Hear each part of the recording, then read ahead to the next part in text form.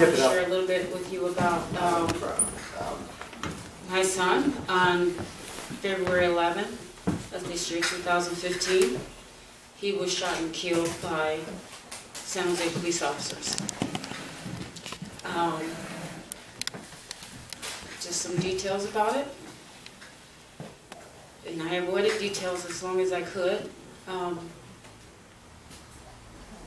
That night in hospital, I wasn't there, I was at work. And I've heard a lot of people talk about what happened.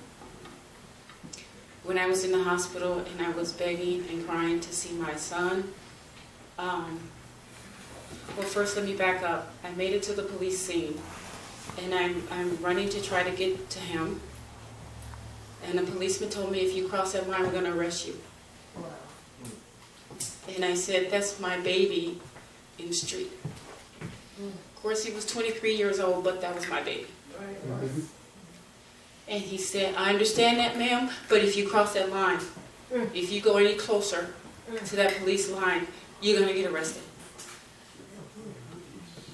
So he said, well, he's not there anyway. He's at the hospital.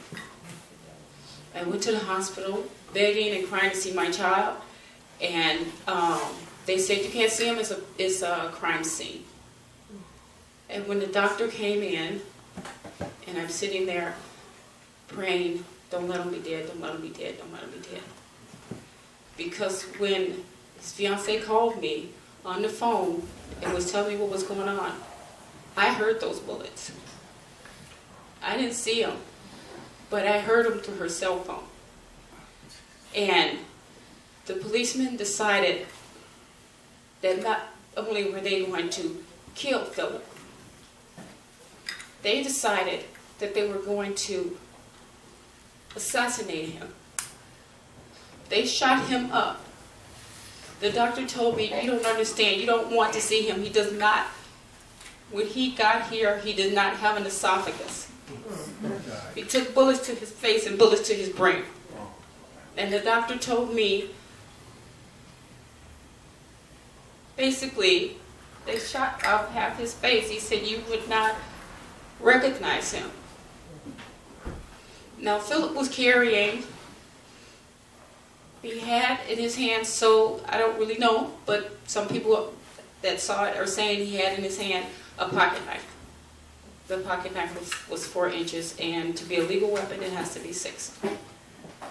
So they decided that this 4-inch pocket knife was a threat to their lives. And they decided that they were not going to try to disarm him. They decided that they were going to kill him, to murder him, to assassinate him. It doesn't take shooting off somebody's face to prevent them from harming you.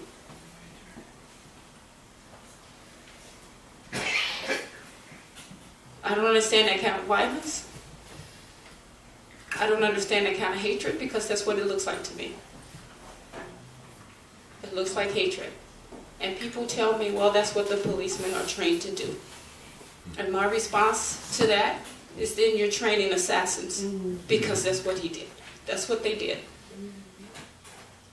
And my son has, well, my granddaughter just turned 3. And the mom was telling me she wakes up crying for her daddy. You know, it's not enough to tell a 3-year-old your daddy is in heaven. She says, well, I want him to come here. When things like this happen, when they decide they're going to murder, kill, assassinate, it affects more than the person that's in front of them. I don't even think they saw him as a person. They basically took away his life, my granddaughter's life, and everybody's life. They took a little bit of that away from us. It's never going to be the same. And I agree that we need to unite, because when it first happened and I found out about all these groups and organizations, it was overwhelming. Because I was thinking, it couldn't possibly be that many people with the few people that I had been reading about. But And it's hard for me to get up and talk about it all the time, but I need to do this because nobody needs to feel this kind of hurt. It could have been avoided. If they are trained to assassinate, then their training is wrong. And the ones that are killing, they don't need to be there. The ones that don't see people, they see targets, they have the wrong job. Right. And if that's what you're going to do to train to assassinate people, then stop lying about it and say, don't call them peace officers, Right. call them their assassins, because that's what they did. And I try hard not to get angry. I went to see a psychologist that deals with my grief, and she said, "You're already angry." And she said, "You're never going to miss your son. No, you're never going to stop missing your son." And she said, "Because of all the trauma that you went through, you're depressed." I didn't think I thought I was doing okay. And she said, "No, you're not doing okay. You're depressed." Because that's what happens when a person goes through that kind of trauma. So they not only took away, feels like they took away pieces of my life.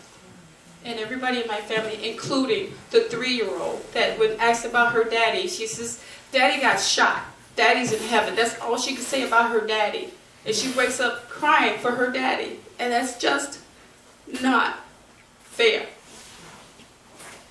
Because they made a bad decision. They made the wrong decision. And I went to a meeting with they had the police officers training meeting in Southern California. And I told them, they are the ones that decide how the policemen are trained. And I told them they're responsible for every police officer that walks around with a gun in his hand. Not only did they kill my son, the police officers, they did it too. They're responsible too. Because it's more than just the police officers, it's higher than that. You have to go higher. You can't stop at them. Anyway, I appreciate the opportunity to speak to you. And it's hard for me. But I'm not going to just roll over and just let it happen. That's right.